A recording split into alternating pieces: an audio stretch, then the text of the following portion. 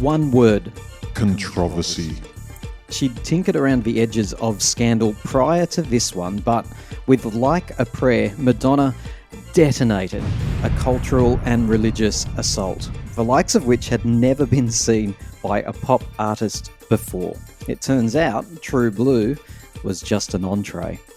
Dancing in front of burning crucifixes, a resurrected black saint that many confused for a black Jesus at the time, condemnation from Pope John Paul II. You've been a very bad girl. He called on Italians to boycott Madonna. The video for the lead single unaired in some territories around the world, and big brands such as Pepsi rapidly distancing themselves from the star. A massive Pepsi advertising campaign, launched during The Cosby Show, of all things, was dropped before most people even got to see it. Like a Prayer, the album, is possibly the peak of Madonna's career, in that it says everything about the art that she wants to create and how she wants to promote it. Madonna is a button pusher.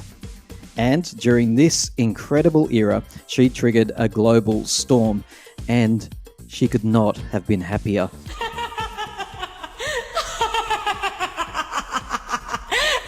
So Megs, listen, I am not kidding. Every single person around this time had an opinion about Madonna. It doesn't matter if they followed pop culture or not, everyone wanted to weigh in on everything, either voicing their disgust or their admiration, or even just how beautiful she looked, because yet again, it was another bold new image. She looked very different. As someone who didn't see it at the time, you've only seen it sort of recently.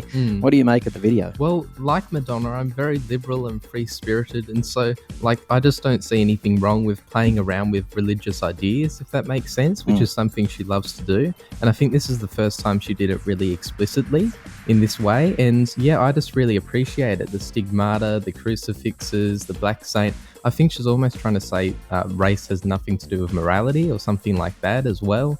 There's a lot of deep messages there.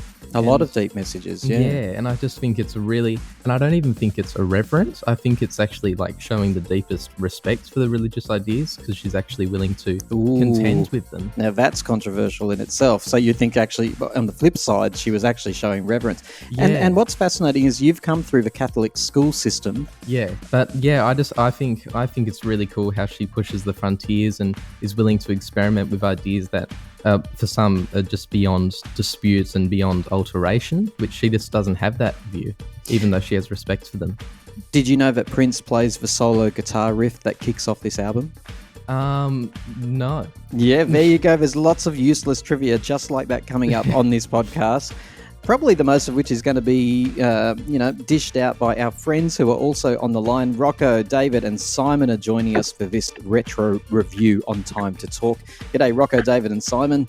Hi, Tim. How's it going? Great to have all our friends on the line. It's very late for them. They're tired and weary. We're bright and sprightly because we've just woken up here in Australia. This was an explosive era, wasn't it, Rocco? Yeah, it was. I don't know if anybody really expected it, because throughout the 80s into the early 90s, with each thing she put out, she kept going further and further and further. And I think before this, when she was doing True Blue, she was provocative, and she did get discussion going with the Papa Don't Preach song. But I think that with this, it was much further than where she had gone before, and suddenly she became like a political figure almost. You know, she went from being this pop superstar to suddenly she was a pop superstar who had a lot to say. David, were you around at the time? Oh yes.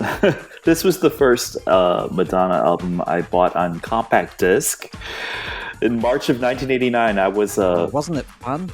Yeah, it came in the rectangular cardboard box, which was crazy. But no, it was a magical time. I remember before Like a Prayer, the video, the album was the actual Pepsi commercial, which really was directed, produced, black and white, phenomenal presentation of a new era of Madonna. And I remember watching it, and it was on during the Cosby Show, and seeing it, and just like, wow, look at her, because it entranced me. So when I truly became a fan of Madonna was the Like a Prayer era. I went through the Catholic system too. At the time, Megs were nuns, were the teachers, if you can believe it. Yeah. So I try to imagine them, and they've dedicated a life to this. They're devout, right? And I try to look at this sort of thing through their eyes, and it would be disgusting, and it would be shocking. I have to say, Simon, I often feel sorry for Madonna's father in all of this. I mean, he's a devout Catholic man. He's, he's connected to community, unlike Madonna, who's very individualistic, and I still think probably isn't particularly connected to community, or Not the the one, dogma. maybe the one she's created. But can you imagine Madonna's father that first time walking into church after this has come out? He would have had one of those little nervous laughs going on, like where the Simpsons, they pull on their collar a bit. Hello. Yeah. I kind of always feel a little bit sorry for him in a way, especially around this period in Blonde Ambition and kind of that whole thing. You always see him kind of really showing a lot of love for his daughter, but really not understanding what she's doing at any point. Oh, no. Yeah. I think it must be so difficult. Like, yeah, You're not getting racy on me, are you? Dan, What'd she I'm say? not getting racy. I've been racy. Yeah. That's right. She sticks her finger right down her ear canal at that point, I think. Dressed in this performance? No. Sorry, I could quite like that. Yeah. Yeah. I mean, I come from a Catholic background as well. I don't remember there being a huge amount of controversy over here, sort of Catholicism-wise, with Like a Prayer, though, massively. But wouldn't that be because your country is not predominantly Catholic, is it? I mean, No, it's but I mean, Church of obviously England. I was in a Catholic community, and I was an altar boy, and I was sort of like, so I don't remember. I mean, I was only 8. But when this came out, everyone did in my family have an opinion. Yeah. Oh, she's disgusting. She's vulgar. Oh, what a show off. What an attention-seeking old thing. Yeah, I can imagine all those. All of this sort of stuff was coming out. And fair enough, because there was an element of truth in every one of those pieces of Yeah. commentary. She was doing it for attention. And the evidence of it is how hard she laughs and how widely she smiles whenever she's interviewed around this era. She is absolutely delighted. It's all her dreams come true. She sits there and what was it with the Pepsi commercials pulled, and she still gets to keep the $5 million check. Yeah. Lucky me. Like, she's just so delighted. She finds the whole thing delicious, which is Yes. probably why I love her so much. How Yes, can you she's set awesome. and ignite this around the world Mm. and offend so many people and still be so delighted about it? Yeah. Does anyone here understand if there is a connection between Like a Prayer, the name of this album and the song, of course, and Like a Virgin? Is it coincidence alone that she has an album called Like a Virgin and then Like a Prayer? Or did she deliberately want to make some sort of comparison of progression or evolution? Does anyone know anything about that? I don't remember her saying anything about that. I think it may have just been a coincidence. She does. Yeah. She does find phrases and words, and she likes to tinker with them and massage them and just change them a little bit. So yeah, I was often thinking like a virgin and then like a prayer. Fascinating. it And is when you cool. even think about the two words on the end, like a virgin and then like a prayer, Yeah, religion. yeah. I just thought it can't be coincidence, And surely. actually, both had obviously the religious connotations, because Like a Virgin with the Virgin Mary whole thing. So Yep. yeah, you could be right. She probably, that might have been a deliberate choice. I just sort of got the feeling, Rocca, did she write this song, Like a Prayer? Did she contribute? I know the man who wrote the music, but did she write the lyrics to this? Yeah, she wrote it with Patrick Leonard, and there's actually a lyric sheet floating around the internet. I don't know if it was part of an auction that was supposed to happen at some point, but there is a lyric sheet with her handwriting where she wrote the lyrics. So, yeah, and there's actually a story that the director of the video, Mary Lambert, told about when she was driving in the car with Madonna, listening to the song for the first time. She said that she felt like it was about comparing religious ecstasy to sexual ecstasy. There you go. And there is a double entendre in the lyrics, in the chorus, referring to oral sex when she says, "It's like a little prayer. I'm down on my knees. I'm going to take you there." I'm really fascinated to talk to you all about your interpretation of this. The only thing I hate about this song is the fact that I've heard it so many times because I absolutely love it. I think this song is just so tremendously sophisticated on a musical level. And then obviously you wrap the Madonna rapping around it with all the controversy, and it's delightful. But I just hate the fact that I've heard it so much. But what does come to mind, Megs, is you and I in the arena for the Rebel Heart tour. This brought the house down. Yeah. She really did a beautiful version of this, and this is where the audience became totally invested and totally involved and totally part of the show. Yes. And she was just on fire. I mean, every time, she just proves why she's such a star when she does stuff like this. She had the arena, and we sang Like a Prayer over and over and over for like 8 to 12 minutes or something like that. Yes. She had us as a church. Yes, we were the church religious choir. experience. Yeah, and everybody knows that this is Madonna's iconic work. Like when I was listening to it in the car on the radio with my aunt, she was singing along with it. Sally, this is Sally. The president of the Boz Skaggs fan club. Yes, basically, yeah. Like the point being, it's very universal. So, oh my God, it clearly is. Yeah. You've got me on board there. I don't know what to say about that. So I was a teen when this came out, so I was going through a lot of stuff in my head. I never was a rebel when it came. I was raised Christian, Lutheran, actually. So I never felt like I never really had to rebel against religion, but all the sexual imagery, I was like a horny kid. So it's like, what is she doing? And like, look at this, and she's making out with the Black Jesus, and so it was all, to try to get into a 15-year-old's brain, watching this incredible video of all this imagery. It's a lot to soak in, but it's what really, really got me into her. I'm like, this woman is, I don't know. It's just like, I can't explain why I was so immersed by Madonna and this song, and seeing her dance in front of those crosses and pushing her boobs together. I mean, it was kind of hot. I can't believe I've never actually heard this from other people, how much sexuality is been interpreted from this song. I've never got that, not in an instant, until Rocco said about those lyrics, which, by the way, that's got to be in the eye of the beholder. I'm sure that surely they weren't written like that. And the fact that David is getting off on this, I don't understand it. But do you really think Madonna heard those lyrics and didn't know what people would interpret them Look, sexually? Maybe. Okay, I wouldn't put it past Madonna, and in fact, I'm probably wrong if I think about it. However, she's fascinated by the Catholicism and the ritual of Catholicism. Yeah. And getting down on your knees, I have to admit, I was too. I don't know how much you went to church as part of your Catholic, but for me, it was like every second day the church was right there. And getting down on your knees and doing all of the gesture, I never understood it. I couldn't understand it. And that's why I really relate to Madonna on this subject. Like, she was more interested in the theatre of it and the costume of it and the theatrics. And there was also something sinister, frightening, but also exhilarating about the whole thing as well. Yeah, and then beautiful when they're all on the same level just dancing together. Maybe that's the message. Not to mention, I was an altar boy too, Simon, and not that I'm putting myself on the same level as some people's experiences in the Catholic Church. I'm also not condemning the Catholic Church, but yeah, I had my own horrible moment as an altar boy with a it wasn't a priest, but one of the older men in the thing trying to, So I mean, look, it was not uncommon. So I don't know. I guess this song means a lot. What was that? Sorry. I said this is taking a turn.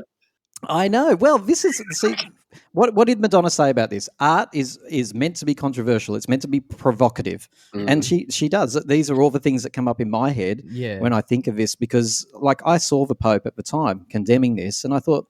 I honestly, even as a young person, I thought the hypocrisy, what I saw in the church myself as a boy, and then he's there condemning Madonna for this, which is nothing compared to what was going on in the little church next door to my school. Yeah. Give me a break. So Yeah. I was able to see the hypocrisy because of my first-hand experiences, and now as an adult, I especially see the hypocrisy of him condemning anything when under his own nose the systematic abuse that was happening and that they were aware of and turning a blind eye to really Madonna's point is totally valid here. And it's also a totally different worldview to ours, Dad. Like that, a lot of people they want the borders between ideas to remain fixed and solid, and you don't play around and mix them together, and like a kid in a sandbox. Like, but we have that sort of mind where we're fine with that. We're actually totally fine with the ideas just being mushed around and meshed together, and that's just how we are. And so you have to understand the conservative versus liberal divide as well. I do, but I also see the politics of this. It was Yeah. way too easy for the Pope to Yeah. categorize Madonna as blasphemous and perverted Mm. than actually address the issues that she was trying to discuss through this art. Yes, course. by Way too drawing easy. light to Yeah. She was a threat. Let's not mince words about it. She was a threat, and they didn't want any more attention to be drawn to the issues that she was trying to highlight here. because she was normalizing discussion about the Catholic Church. Well, and not to mention, we haven't mentioned even the core of the video yet, which is it was about injustice. Yeah, So who wants to take us through, the storyline of this video clip, which was at the time quite radical and revolutionary? Well, what happened is that the video basically starts off with Madonna's kind of running away from something, and you don't really know at first what it was. And you see these kind of flashbacks. And again, you're not totally sure what it was that happened, but she goes into this church to kind of seemingly to find refuge. And somewhere during the song, you see what happened prior to her getting to the church, which is that she witnessed a crime. These three guys pretty much, I'm assuming they murdered this woman, and this black guy who was standing there kind of watching this whole thing ran up to her, right after they left to try and help her. And as soon as that happens, the police come up and they arrest him and wrongfully imprison him for a crime that he didn't commit. And the burning crosses are what the KKK used to. They used to burn crosses on black people's lawns. That was what they did, and it's a symbol of racism in America. And I think that what Madonna was trying to say with that is to use the burning crosses as an example of the racial profiling that I think she felt like this black man was being subjected to. Both people that are against the video and people that are for the video, it's something that seems to go over their heads a lot of the time. And how bloody relevant till this day, right? Or especially in this era, right? I feel that, the most beautiful part of the video to me is when she's praying to the saint and he comes alive and she's envisioning this poor guy that was wrongly accused as a saint, and he embraces her and he caresses her and they end up kissing, and she's almost like entranced by the fact that she knows he's a good man, and she's making sense of it that way, that I'm finding peace and solace, and this, she's in a fantasy, and that's what her prayer is. You really have to be Catholic, I think, or to have some kind of to have had some kind of strong Christian upbringing to really notice all the kind of Catholic references. What the video does really well for me, aside from all the things that you've all said, is that it has that kind of weird kind of Catholic fever dream kind of feel to it, where it's all of the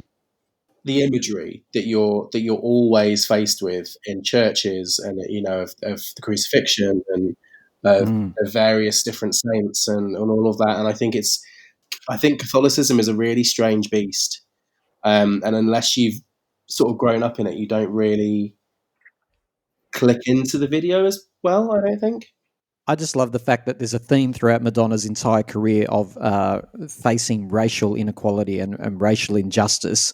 And then in her own family with her adoptions, and I think probably the most sacred thing, as far as I'm concerned, that Madonna's ever done, besides contributing to global discussion and pop culture, is, adopting those children and giving them a life that, she thought that they deserved.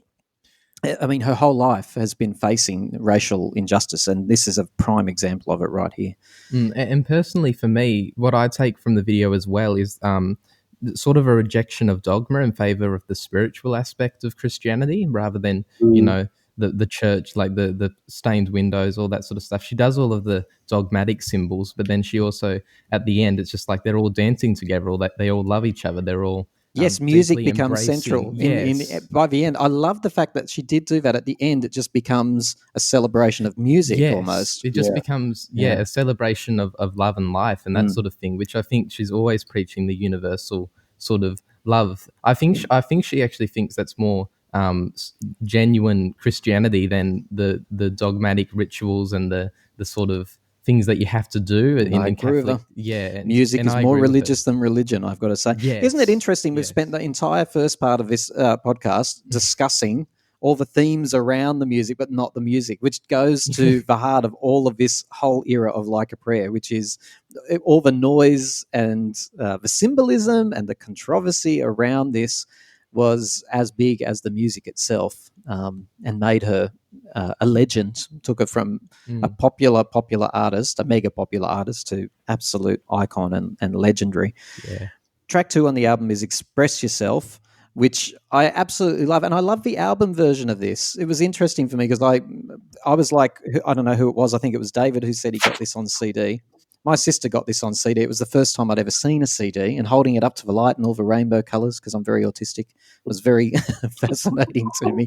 But I remember putting this on and listening to Express Yourself, and it became part of my DNA. But then there was a different version on Immaculate Collection, which sort of semi-bothered me, and I don't think it's as good, frankly.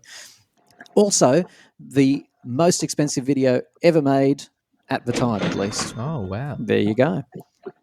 I actually got the Immaculate Collection first before I got the Like a Prayer album, and I had already seen the video. And so I was kind of thrown when I heard the album version. I still like it, but Yeah.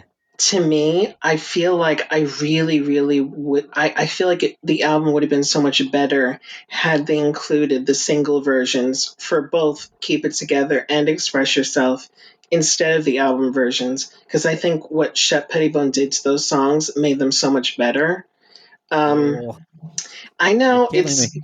yeah, I know, but I just happen to prefer that. But I like it though because it has more of a funk feel to it, so it kind of gives it a totally different vibe. Whereas the single version is more of a dance, more focused on the dance aspect of the song. Something a bit more raw about the album versions to me, just a little bit unpolished. So I take your point that they became more polished Mhm. afterwards, but I think that's why I like the album. I think it's what you said, Rocco. It's whatever you hear first and whatever you fall in love with first, right? It's as simple as that. Yeah, and I have to say, this video, I absolutely love the video. I feel like this video was part of my sexual awakening when I was younger, when I Oh, first saw it. I this have has to tell taken a you, turn. I saw I saw the video, and seeing all those shirtless, sweaty guys in that like industrial kind of world, and she's like the ruler, like in control of all of them. I was like, God, that is such a great fantasy. Like I kind of wanted to be her in that video. I thought I would love to just have my own world of men who I could just be in control of and tell them what to do and what, like, it was so cool. Wow, I've learnt so much about Rocco. David, are you going to sign up to Rocco's fantasy there? This song didn't do it for me in that aspect. But David Fincher directed this incredible video. It's a great video. The cinematography is beautiful. The song is great. I mean, hello. It's the anthem for every woman out there. I'm sure a lot of women and men, it resonates in a very direct way. Like, never go for second best. But the video is fantastic. And Madonna, she was platinum again, filming for Dick Tracy. So we got blonde Madonna back, which was really cool, and we got lingerie Madonna back, and we got the very beginning of, well, no, I guess the very beginning was Open Your Heart, but back to kind of the pointy bra thing, Oh that she yes, that she that does was so a well. brilliant concept, wasn't it? A brilliant Yeah. concept for this album. Simon, what's it mean when she had the collar around her neck and she's drinking the milk and the cat's there? I don't want to try and guess. Can you fill me in? What was going on there? Well, isn't it all references to Metropolis? Yes. Because Batman. obviously hmm it's heavily based on Metropolis, and I'm pretty sure it's been a long time since I've watched Metropolis, but I'm pretty sure that that's a reference to Metropolis as well, isn't it? Yeah, that and the quote at the very end of the video is a quote from the movie. Yeah. Favorite part of the video for everyone, mine was I love the slinky silhouette that she has in it. It's only a fleeting moment, but I just love the silhouette there, and she does this little slinky thing with her body. It's Oh quite yeah, amazing. yeah. Like I love that, and I love the cinematography of it as well. It's amazing. I like the scene where the guy's laying down watching her dance, and then he kind of gets up, and for some reason, there's this close up shot of her eyes just opening up, and and like there's his silhouette kind of in the foreground, I guess. That it seems so random for some reason to me, but I love that shot. I think that's so like well composed and beautifully crafted, and I think it's really great. We have to give credit to her in terms of how she did this song on all her tours. From opening Blonde Ambition to the disco version on Girly Show to the really cool military thing and Reinvention, and then my favorite, stabbing Gaga and saying, "Hello, you stole from me," and putting the little snippet in her cheerleading and baton twirling thing. Great versions of Express Yourself on all her tours. Really, really good. It was so strange when that Born This Way came out because I was listening to it and going, I really like this, but my God, it reminds me of something. And then the penny dropped for me, and I was like, hang on a second, which I'm sure Madonna must have been exactly the same. What did she say? Quite reductive. Yes, it seems reductive. She's so awesome. Yeah. So the man is David Fincher. He is a Hollywood director. He directed this video clip. He also has directed other things that you might know: Fight Club, Gone Girl, The Social Network, and I believe Seven as well. And the fact that I've got in front of me here, it was a $5 million budget, which probably is not too much by these standards, but it was huge at the time. Yeah. Track 3 is really interesting to me because it's divisive. A lot of people hate it. A lot of people think it's odd. A lot of people want to dispense with it. A lot of people say they don't mind it, but why would it be on this album? Because it doesn't fit. But the song is Love Song, and it's Madonna and Prince, like heaven on a stick for people like me. You get Prince and Madonna in the same studio together, in theory, and they make this song. I love it. But I'm going to open up the floor. Go and give it a good kick in the groin if you need to. Like it's wonderful. I didn't like it when I was a child because I didn't get it. But yeah, as soon as I got a bit older and I kind of understood Prince's music a bit more, and I think it's wonderful. I'm frustrated that they've recorded more songs, and this is the only one that she liked. I Yeah. didn't know they'd recorded more music together. Yeah, they did a bunch of tracks, and this was the only one that, or maybe Prince did what he normally did and just sent her like a bunch of songs, and that was the only one that she liked. But she said in an interview that was the only one she was interested in out of the stuff they worked on. And she went to Minneapolis to record it with him, but she hated Minneapolis, so she left and went back to LA, and then they just basically like posted stuff to each other. And he also he recorded guitar on 3 tracks, so he did Like a Prayer, he's on this, and he's on Keep It Together as well. Yeah, I like it too. I think that it works very well in the sequencing because you have Like a Prayer and Express Yourself for the first 2 songs, and those are very strong openings. And then you get to Love Song, which is more of a mid-tempo kind of a song, and it's very like stripped down in terms of production. So I think it works as far as like the experience of the album. And I do think their voices sound really, really good together. I really like when they sing like together and they harmonize with each other. I think that they sound really, really great together. And I think that there was a chemistry there, probably because they had known each other already. You know, Madonna was talking to Molly Meldrum back during this period, and she said that Prince was trying to like see about maybe working on a play or doing like all different kinds of things. She said that she felt like he was trying to do everything except writing a song. Like he was almost avoiding writing a song with her because he had done that with so many other artists already. But she, finally, I guess, convinced him to work on a record. And it is really great because they were, at that time, they were two of the biggest pop culture icons in music at that time. So for them to come together was huge. I mean, it's a shame her and Michael Jackson never did anything together, but they were like the trio in the 80s. So it was a cool moment. He recorded all his parts at Paisley Park Studios for the Like a Prayer album.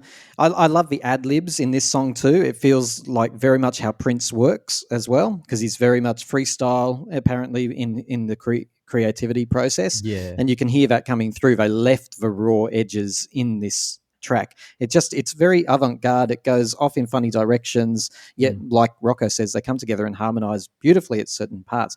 Of course, there's also the lyrics, and this took me a while to work out when I was listening to Hung Up for the first few times. I'm like, because the music's so different, but those lyrics actually come from this song. Did you know that, Megs? No, I had no idea. What are they? Someone else can remind me of the actual lyrics, but there's lyrics in Hung Up that come from here, which actually come from somewhere else. Time goes by so those who wait, those who wait. So no one on this line hates this track. It's not my go-to song, but I don't hate it. Yeah, I get why people would say it doesn't fit. It's not spiritual like the other ones. I mean, I guess it's good music, and all good music is spiritual, but it's not as introspective. Are you dissing the track? No, all the other ones ooze introspection and like emotional sophistication, and this one doesn't. Yeah, but how cool is that lyric? This is not a love song. Yeah, no, it's cool. I love it. I get that criticism. I really do. And that's another lyric she brought back for Bye Bye Baby. This is not a love song. Oh, yes. Sorry, of course. Yeah. Love that part of Bye Bye Baby. I just love that track in general too. It's awesome. We move to Till Death Do Us Part. David, what are you thinking of this one, track 4? Wow. This song is really lyrically brilliant. If you want to say it's the Sean Penn song, you can. I love the production. I love the artificial drum beat. Everything about her vocal delivery and the spoken word. I think I've said on your podcast many times, Tim, that I'm a huge spoken word Madonna song fan. So, and right. The outro is the best. I mean, it's incredible. I love it. Does this have the same intro, or a similar intro, I should say, to Dear Jessie? Or do I imagine that? No, very different. No? Dear Jessie is more instrumental, violins. This is all computer synth. They are melodically similar, but they're not identical. No, not identical, but isn't it is that the one? Oh, that to its part, right. Yeah, well, that reminds me of Dear Jessie for some reason. Maybe somebody will leave a comment and tell me if I'm mad, but they seem similar and always have for all the years. I thought maybe deliberately so. Well, for me, like this song depicts like a drunk, tantrum-throwing, possessive, self-hating husband. Oh, so it's the story of your life. No, what I'm saying is I'm very sad if she's talking about Sean Penn and the marriage. She just got divorced around this time. Yeah. So it's not a stretch to say that she was discussing the issues in her own relationship. What are some of the lyrics in here? It's like I've got some here. He takes a drink, she goes inside. He starts to scream, the vases fly. The vases fly. Oh. You can always tell privileged people because they own vases and can afford to throw them around and break them. Yes. And they always just, why is it that the vase never actually hits the person? They always fly right past the head, smash against the wall, and the person turns in shock, horror. Well, that happened in real life with Joan Crawford and that lady. I love Joan Crawford. I do. I love Mamacita. I really do. This semi-unrelated, but related in a way. she was also doing the Broadway play Speed the Plow while she was making this album.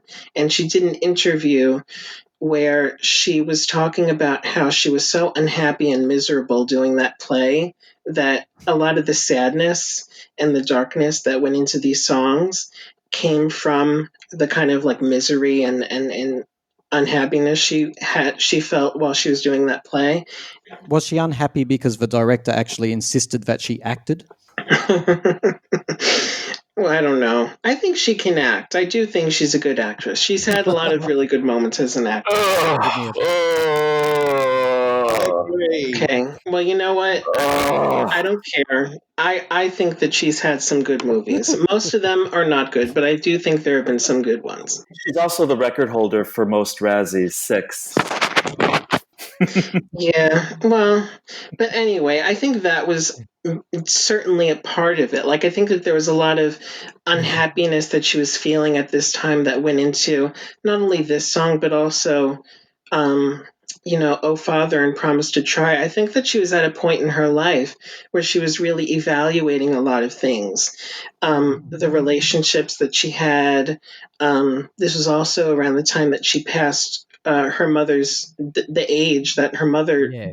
had died, which she always said was a big fear of hers. That when she got to be, I think it was 31, that she would die the same age as her mother did. But when she passed that age and she was still alive, she said it was like a relief for her. So I think it was just a very significant time in her life for a lot of different reasons. The album was dedicated to her mother, Yeah. who taught me to pray. And Promise to Try is the most overt example of a song about, death and her mother. Madonna has always operated on, a fear of her own mortality. She always has. You can hear it quite often in this piece of work too. It's not hard to understand why, given that her mother passed when she was so young, and it makes a lot of sense. Like this album does give you great insight into her mind at this time. Oh, yeah. How she was, like Rocco said, at the same age when her mother died, and so now that she hasn't died, she almost has to think, well, where do I go from here, where she could have but didn't, sort of thing. Like maybe I have to make her story now from here. And she's constantly referring to herself as a little girl in this one. I like to think of it as she's not a little girl, she's communicating with the little girl she once was, sort of thing. But yeah, this song's very emotional, Promise to Try, and and the video clip with her going to the cemetery and all of that sort of stuff. There's an interesting story around that. I will never take away that this song is extremely emotional, and I can feel what went into this song for her. But Chris, the brother, tells the story of.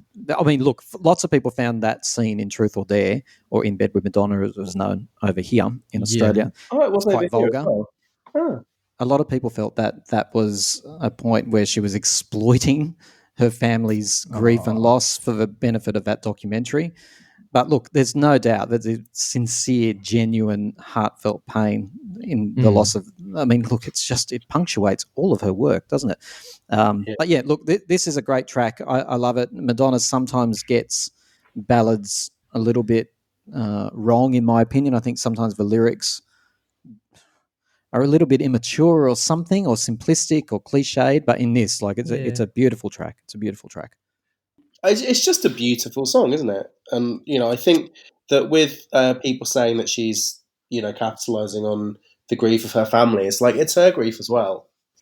The ritual around death is fascinating if you want to study that around the world. I mean, this was her equivalent of throwing herself on the coffin and grieving outwardly, and nobody criticizes that because that's an expression of grief. The criticism from Chris was that he was dragged into this, and that there was quite a Barney about he wasn't going to get in the car and go, and he wasn't made fully aware of her plans with the documentary crew until he got there. He points out that in the documentary there's a scene of him standing quite far in the distance, and that it paints him as having his own solitary moment, but in fact he was fuming and refused to be part of it, and he was quite very triggered by the fact that the documentary crew still zoomed in on him when he was clearly stating that he didn't want to be part of this. But I think everybody that was around her at that point knew what she was doing, and I don't know. He irritates me. I think possibly because because a lot of the things that he says are probably true, and I don't want them to be. But Yeah. but he does irritate me because he throws her under the bus so much. But I mean, I don't know. I think that this song is beautiful. The message is beautiful. The arrangement is beautiful. Her voice sounds incredible on it. It's just perfect to me. I think it's wonderful. Cherish. This is where we enter. Rocco will know for sure who shot this, but it's just the most beautiful example, especially at the time, because it's been replicated a lot since then, this style. But this was just so stunning, beautiful. In fact, it's very almost like the foundation for some of the erotica era in some ways, the type of grain that they've used on this, the type of stylistic approach that they've had. Beautiful video.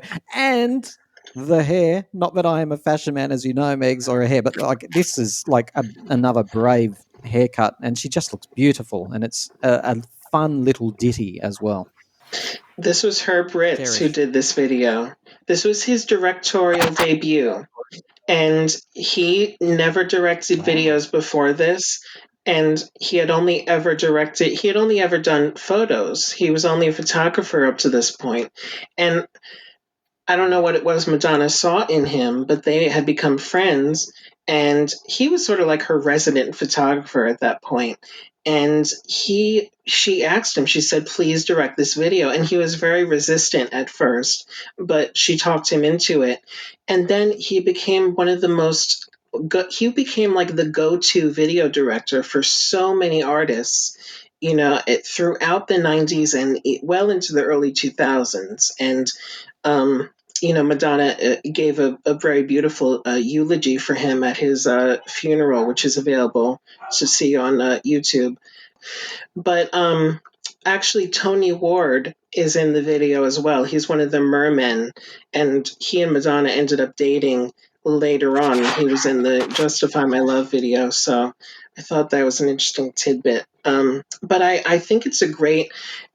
again, with the sequencing of the album, it's so great to come out of Promise to Try into this song. It's such a welcome, refreshing change of pace because it is such a happy song. And Madonna has said that she doesn't like this song particularly, but I think that it is necessary for this album, especially at this point, to kind of have some lightness, some happiness, so that it's not all sad and dark. Do you think of dolphins, David, when you think of Cherish?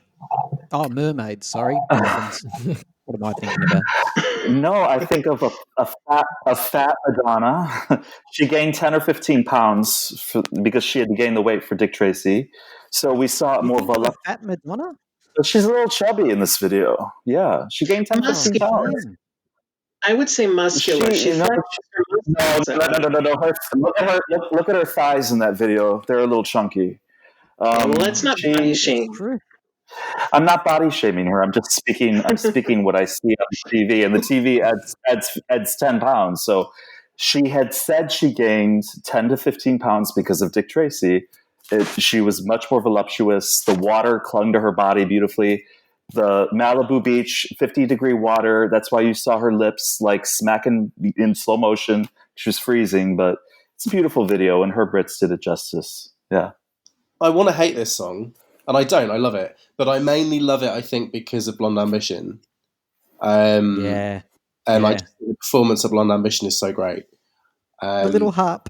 I love it. Yeah, it's so cool. Was she really playing it, Simon? I think she is, isn't she? About as convincing as when Katy Perry plays that piccolo in one of her concerts. Remember, she got caught out. There's a YouTube clip of her getting caught out with that. Yeah, how embarrassing was that? Quite embarrassing. Tim, do you know, on a slight side note, but not really, was this video the inspiration for Where Is the Feeling? Are you trying to say Kylie once again stole inspiration from Madonna? No, in all seriousness, I see why the comparisons are made, but I mean, really. I mean, they're almost. If it was, she's got very similar hair. She's got very similar clothes on, and she's in the water, and it's black and white. Yeah. Where Is the Feeling was shot in LA. Look, it's actually a good point. My favorite thing about Cherish is the fact that the B-side single was Supernatural, which I absolutely love. Can I say this is Mum's favorite song Oh dear. of Madonna's. Well, you've just lost us now. She loves this song, and I like it. I think it's just a lovely, straightforward love song. Actually, I do remember your mum. We were driving, going on one of those long trips last Christmas, I think it was, and this came on, and your mum got all uppity like she does, and goes, "See, why doesn't she just make music like this anymore?" Mum doesn't like any experimentation. She just wants Madonna to do the same sorts of songs over and over, and Mum just loves the very straightforward, Simple. simplistic ballad type things. And there's nothing wrong with that. There's nothing wrong, but she gets so angry when I play a Madonna song from like Hard Candy or something like that. Imagine She's playing like, a Madam "Oh, X." See, no, this is not good. I don't like this. This is like, why does she do this? She said the same thing about me just before she walked out the door, by the way. Yeah. Very Oh, critical. dear. I want to talk about the album cover too, if that's all right, because I believe this is confusing to me. On some of the album covers, first of all, for someone like Madonna not to have her face in it is interesting as a choice. But there's also MLVC on some of the album covers, I think, and someone here will know better than me, which stands, they're her initials: Madonna, Louise, Veronica, Ciccone. Yeah, on the single version. Yeah. Single version of Like a Prayer had the MLVC with her brother's artwork. He drew the Virgin Mary and put her initials. And the Veronica is obviously her Catholic, what is that? Name. Yes, Confirmation. Yeah. And then there's the P, that at the very bottom there's the fallen P, which is supposed to stand for pen, and it's fallen down because it's representing her divorce from Sean. So, Wow. yeah. So fun. Can I just say, to pick up on something, lots of interesting facts coming at me from left, right, and centre here. David, did you say that Chris drew the single artwork for Like a Prayer? Yes, he did. That say everything. I'm looking at it now. Only a gay man would draw, a round circle with a dot in the middle of it for boobs. Seriously, that's terrible. I was always wondering where that came Well, maybe he was channeling his inner Picasso there. I don't know. They're either breasts or a peeping Tom. I'm not sure. What do you make of the cover art, Megs? I mean, the jeans. This is very, by the way, late 80s style, the denim and all of that sort of stuff. So a lot of girls were walking around with the, what do they call it, the midriff and all that sort of stuff, the belly button showing. Britney Spears took it up a notch a few years later when she came along. But yeah, the album cover, I think it's genius, personally. The cover for me makes me think of the love song with Prince. It's sort of a bit rocky to me, like with the jeans and all that sort of stuff.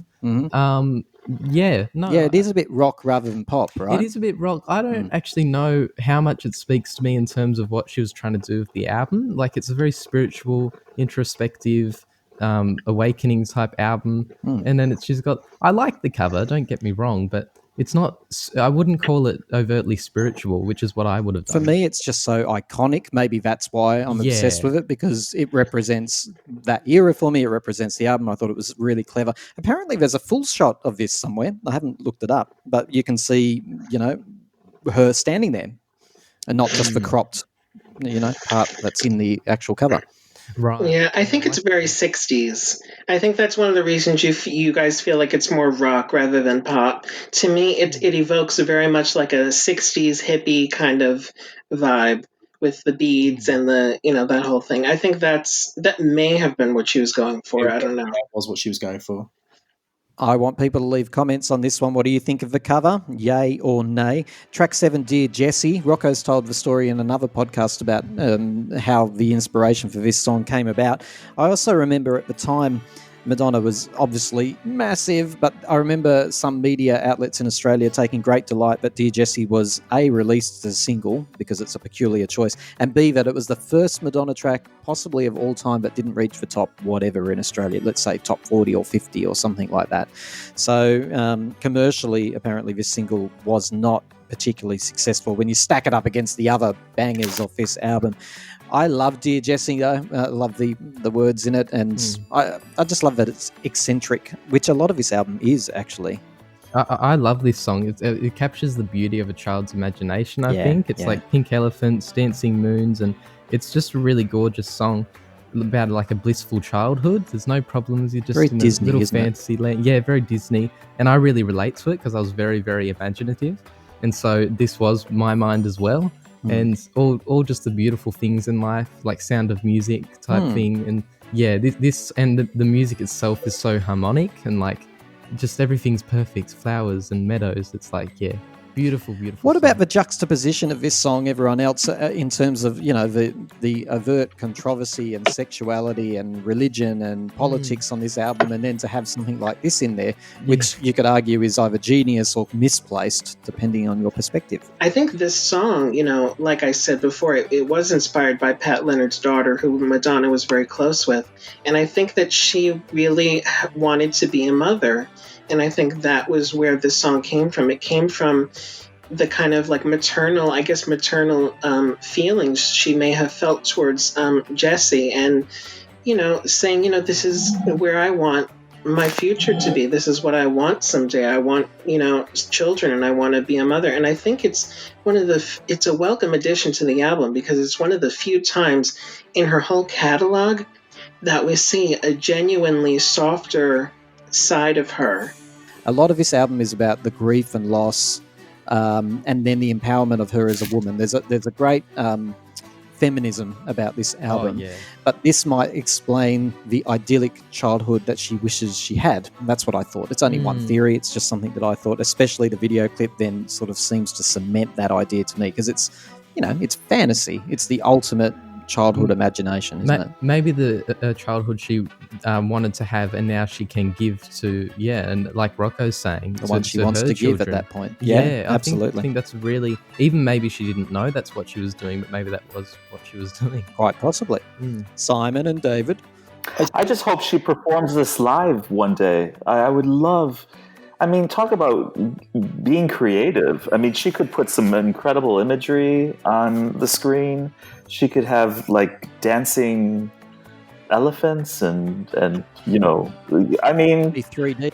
She could serve lemonade on the stage. I mean, it's just it's a very charming song, and this song was actually released, Tim, just for radio airplay right after Like a Prayer in the States, and was all over. It did incredible at radio, but it did not get released as a single. This is a very Beatles-inspired song, which I didn't get at all. Lucy in the Sky with Diamonds. And Yellow comes to mind now that you've said that. Rigby. Yeah, now we're going real violin Beatles, Yellow type. Submarine type era. It did get an official release, this, but I'm interested, if you're listening, for you to leave a comment in your territory, wherever you are listening. How did this track perform, and how was it received? Because here in front of me it says it received mixed reviews from critics upon its release. The track was a moderate success commercially, reaching the top 10 in the United Kingdom and Ireland, and the top 20 in Germany, Spain, and Switzerland. Good on you, Madonna. Well done. Oh, Father. This is the song that you often sing about me, isn't it? No, I hear. Well, sorry, it's when you're asleep that you sing. You yearn this song when you're asleep. Right. And then I come and hold your nose until it stops. Yeah, I've got some problems, man. Yes, I don't know where they came from. Well, you know, I say about this song, I think this is like really psychologically sophisticated. I think it's like, I think she straightens out her past and her future with this song, with the lyrics. I really do. I think it's like, this is her therapy, this song, because I think she comes to the conclusion that he made her feel guilty about her mother's death, maybe a little bit, because he was hurt himself. Oh, goodness. Yeah, no, I really think that the song is about her reconciling the trauma and the tragedy that she encountered with how her father was treating her at the time. And I think her conclusion is that he was hurt too, and so I need to forgive him. And it's a very healing song. It's actually not. It's not completely sad. It's a very healing song. And obviously very, very intimate song for the family to deal with. She was asked at the time if her father had seen it. She says, "To tell you the truth, I don't know if he has seen it. I'm sort of afraid to ask." There was a big thing at the time that it was about abuse she'd suffered from her dad, and that he was possibly physically abusive to her when her mum died. Obviously, she's never really spoken about it. I think she said everything she needed to say in the song. it's just such a brilliantly crafted song, and the Blonde Ambition performance just is everything. And I can't I watch it usually about once a month. I think it's fantastic, and the video is has a heavy kind of visual style of like Citizen Kane and all that kind of stuff, and it's just again so another brilliant cinematic reference that she's brought in, and also it was covered brilliantly by Sia. Yeah, on Sia's "We Are Born" album, which was the one that she recorded before she stopped showing her face, before she had a breakdown. It's incredible. I saw her do it when she came over. She played the Roundhouse in London, and she did it in that tour. And I was just like, "Oh my god, this is incredible!" This was the second of the trifecta of David Fincher videos. Yeah, let me just add that this video to me is one of her best videos. I love the song. I think that it's a very necessary thing to express because I think a lot of people can relate to it. But I think that it's not really a single in my eyes, but I love the video. I think it's one of her best. And I think that it's a real shame, one might say sin, that it was left out of the Celebration DVD collection. But I'm glad she included it on the Immaculate Collection DVD, because it really deserves the attention. I think it's definitely next to Bad Girl, which is also not on Celebration. I think it's her most cinematic, and it tells a story, and it's so personal to her. It may be one of the most personal artistic statements she's ever made. Keep it together. Yeah, this is inspired by Sly and the Family Stone, which he references on the tour. She starts it by singing Family Affair. And I love that she sort of tipped her hat to them. And this song, to me, I think that's also why it has that optimistic outlook, because the songs that Sly and the Family Stone has done have that similar lyrical outlook, that optimistic kind of hopefulness to them. And so I think that's what she was going for. But my favorite part of this song is the bridge. Um, and I love the harmonies, I love the melody, and I love the lyrics. I love the way that she conveys that. She says, "When I look back on all the misery and all the heartache that they've brought to me, I wouldn't change it for another chance because blood is thicker than any circumstance." Yeah. With that said, you know what I would love? I would love for her whole entire family to write a song about Madonna and what they think about her and growing up. And I want to know the real truth, like not so much the Christopher Ciccone when I could care less about, but Melanie and, all the siblings and father and Joan, and just like write their own little tidbit and had it. I don't know. Simon, do you like David's idea, and what would that song be called? Oh God, I don't think. I think it'd be interesting. Like, I mean, I don't like the idea, no, but I think it'd be I think it'd be interesting to have like a reboot where it's this song, but they all do like a verse on it. Oh wow! Yeah. We've got to move on. Spanish Eyes. I think that this song was written about someone who was a teenager who was shot in a gang. I'm speaking in such a what's the word, vague way, because I don't quite know the full story, but I believe that it was inspired by an actual murder that took place. Although other people have said that it may also be about the AIDS epidemic and all the friends that she was losing at that time. Lyrically, it's great, but the thing that I love most about it is her voice. Especially on the chorus, the way that it kind of sounds like she's straining a little bit, but it really gives you that raw emotion. And I don't know if vocally she ever quite sounded like that again after this album. I think that, by the time she got to Ray of Light, her voice started to sound very different, maybe as a result of doing Evita. But on this album, on that song particularly, that kind of vocal that she delivered was just so brilliant. Yeah, vocally, this is very brave. Yeah, I feel like I read that on this album she didn't do any retakes of her singing. Like they sort of just she sung the song and then that was it. That was the record. So I think that's why it's sort of like that. But yeah, it's really cool. Like it's really raw. And yeah, her vocals are amazing. Yeah. This is my favourite song on the album. Yay! I remember when I first heard the album, I'd gone on holiday with my parents, and I think I must have borrowed it from the library or something, and like I borrowed the CD and then like recorded it onto a tape. And I remember the first time I ever heard this song, lying in my bedroom in a caravan that we were in, listening to it on my headphones, and just being completely like awestruck by this song and how like stunning it was and how kind of theatrical it seemed at the time. And yeah, now every time I listen to it, I get transported back to a tiny little bedroom in a caravan when I was on holiday. Oh, I love that. Yeah, I love it when music does that. Hey, by the way, is this track called Pray for Spanish Eyes or just Spanish Eyes? It's been both. Just depends. I know on my CD it says Spanish Eyes on the back inlay, but then inside the booklet it says Pray for Spanish Eyes. So, That's confusing. Well, I think this song. I love this song too. It's a beautiful ballad. I think it's very reminiscent to Masterpiece. I think they sound so much alike, and I think they have so much of the same sentiment.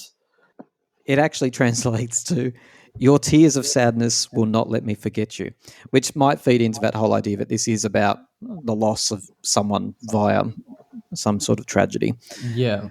Okay, and then the final track on the album, Megs, you were perplexed. I liked watching you as you listened to The Act of Contrition. Well, I've made sense of it. I don't understand it musically. I think it's ridiculous, and it sort of spirals downwards, and she doesn't know what she's doing.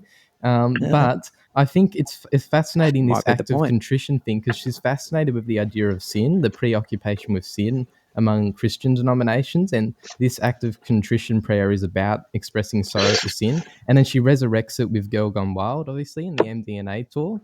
So she really has a fascination with the whole idea that that sin always follows us around. There's nothing we can do about it. And so, I think that's why she made a song about it. But I just don't understand what she was doing. It's like, I have a reservation, and it just deteriorates. I don't understand.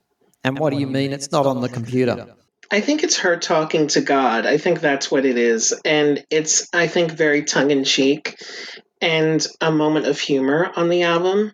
But I always found it interesting. Ever since MDNA came out, I thought it was interesting how Like a Prayer ended with the act of contrition and MDNA begins with the act of contrition. And it says produced by the powers that be. I believe, if I'm correct, the powers that be is referring to Prince. Yeah, it is. Yeah. But it is basically just Like a Prayer backwards with her singing the act of contrition over the top of it. Like there's not really anything else to it. It finishes with this ridiculous track. I know. Well, why couldn't it be a little bit more sophisticated?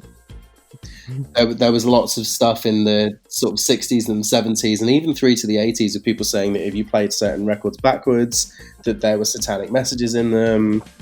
And, so what she's done is she's taken her own song, played it backwards, and then the whole I have a reservation, what do you mean it's not on the computer, I think is the funniest thing, because so many people would just go straight over their heads. Oh my goodness. Let's look at the legacy of Like a Prayer.